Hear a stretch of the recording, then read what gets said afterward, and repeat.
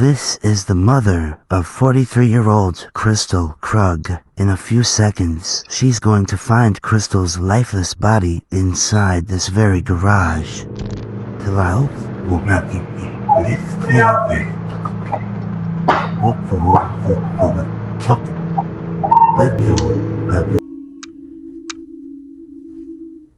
And this is Daniel Krug, the man who killed her. He's heading in for another normal workday, just minutes after leaving his wife's lifeless body hidden in the garage of their own home.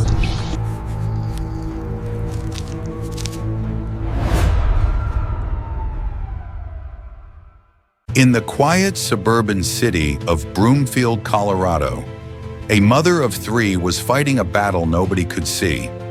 Her phone vibrated with threats. Her email filled with messages from someone claiming to be an old boyfriend, someone watching her, someone following her, someone who wanted her back or wanted her dead. Oh shit. Holy fuck. She installed cameras. She filed police reports. She told friends and co-workers she felt unsafe. You can see like it's only the dirty stuff, you can see blood marks, but like my street looks like this all the time. There's no one out there. Like I know the normal cars. Yeah. So I don't know where he's following from. Okay. I can only assume a tracker. Nothing jumps out at me. I know, I didn't either. I'm hoping it's just to mess with me. But on the morning of December 14th, 2023, all of those precautions failed. Inside her own garage, 43-year-old Kristil Krug was found murdered, brutally stabbed, left on the concrete floor where she had taken her last breath. Police initially believed the killer was the stalker she had been reporting for months. But the truth behind the murder of Kristil Krug was something far more twisted. This is Crime Hunter, and tonight we uncover the case where the prime suspect was the one person she trusted the most. In early 2023, life for the Krug family appeared normal. Kristil worked as a biochemical engineer, disciplined, organized, dependable. Her husband Daniel was an IT professional. Together they raised 3 children in a comfortable suburban home.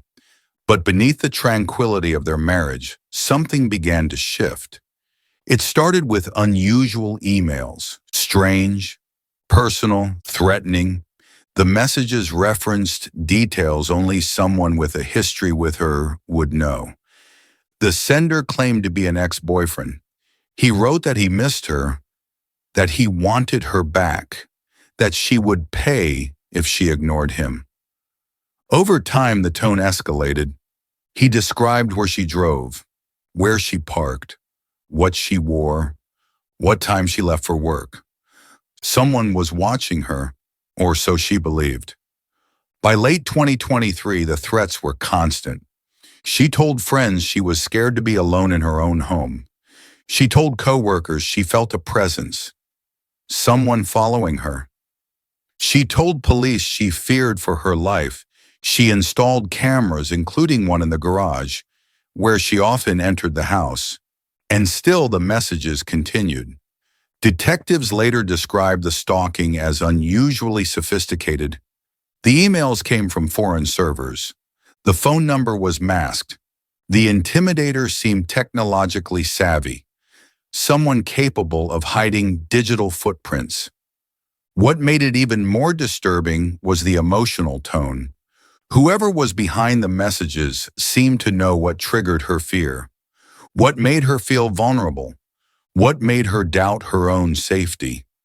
She wondered whether the stalker was someone from her past, someone she had once dated, someone who had resurfaced to torment her. But when she asked Daniel what to do, he always had the same answer. It'll blow over. Police believed the stalker was real. Kristil believed he was real. Her mother, friends, co-workers, everyone believed the threat came from outside the home. Nobody suspected the truth. Not yet. It was a Thursday. Cold, quiet, nothing unusual.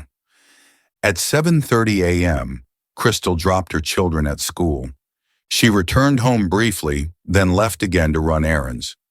During this time, her husband Daniel left for work, or so it appeared. At 8:23 a.m., he drove away from the house. Just 7 minutes later, several neighbors' cameras captured a car, matching Daniel's, quietly returning to the street. The vehicle parked just down the block. A man stepped out. The figure moved toward the Krug home. Investigators later believed this was when Daniel re-entered the house, through the garage door, and waited. The garage camera that should have captured everything had been unplugged. At 8:35 a.m., Kristil's car pulled into the driveway. She parked. She stepped into the garage. Within seconds, the attack began. There were signs of a sudden struggle, a violent, quick assault. She suffered blunt force trauma, then multiple stab wounds. The entire ordeal lasted less than 20 seconds.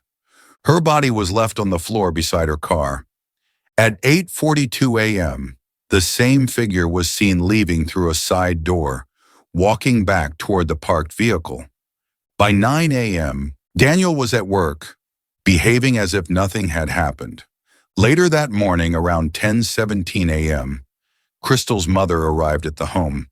She expected to meet her daughter for a planned appointment. When she opened the garage door, she walked into the most horrifying moment of her life. Her daughter was lying on the ground. Bam! I need you to come over here for a minute, okay? So we can work. I understand. I need you to come on over here, okay?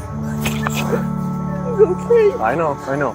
Do me a favor, go and sit inside so we can work on her, okay? So we can try to get her the help, okay? What's your name? Linda. Linda? Yeah. Okay.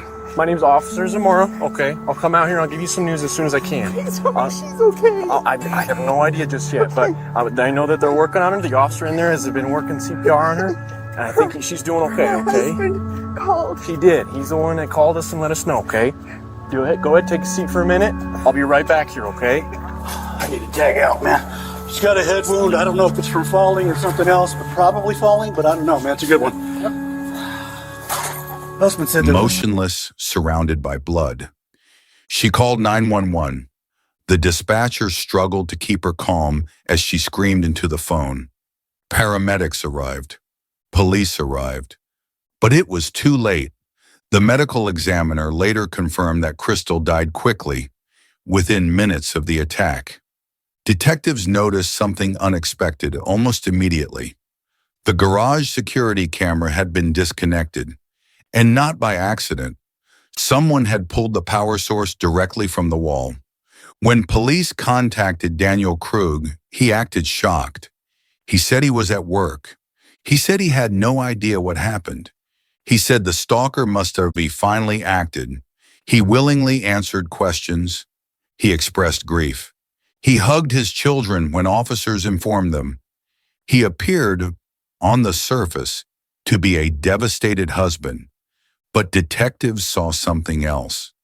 His reactions were overly controlled, predictable, almost rehearsed, and when they asked about the stalker, he spoke about it too comfortably, as if he had practiced the lines. Meanwhile, officers inside the home found no signs of forced entry, no signs of theft, no signs of a struggle beyond the garage. Whoever killed her knew exactly where to wait, knew when she would arrive, knew her routine. Investigators started looking closer at Daniel. What makes his case unique is that it wasn't solved with fingerprints or DNA. It wasn't solved with a weapon. It wasn't solved through eyewitnesses. It was solved through data. Detectives began by tracing the threatening emails and messages. Early analysis indicated they came from foreign IP addresses, but deeper examination revealed an important clue. The person sending the messages was using a VPN connected to a single known internet location, Daniel's workplace. Several messages were sent while he was clocked in. Others were sent shortly after he stayed late at the office. Police subpoenaed network logs. The results were startling. Multiple stalker emails originated from his office network. The threat messages to her phone came from devices tied to his login sessions. The burner email account was created using a computer traced to his workstation. It was digital evidence that could not be explained away. Next, investigators looked at Kristil's phone. Inside, they found delayed text messages, scheduled texts, programmed to send hours later. One message from her phone was sent at 10:12 a.m., but she died around 8:35 a.m. This meant the killer had access to her phone before her death and scheduled outgoing messages. There was only one person who had regular access to her phone. Only one person who understood advanced technology enough to pull this off. Only one person who could have known exactly when she'd be in the garage. Police then turned to neighborhood cameras.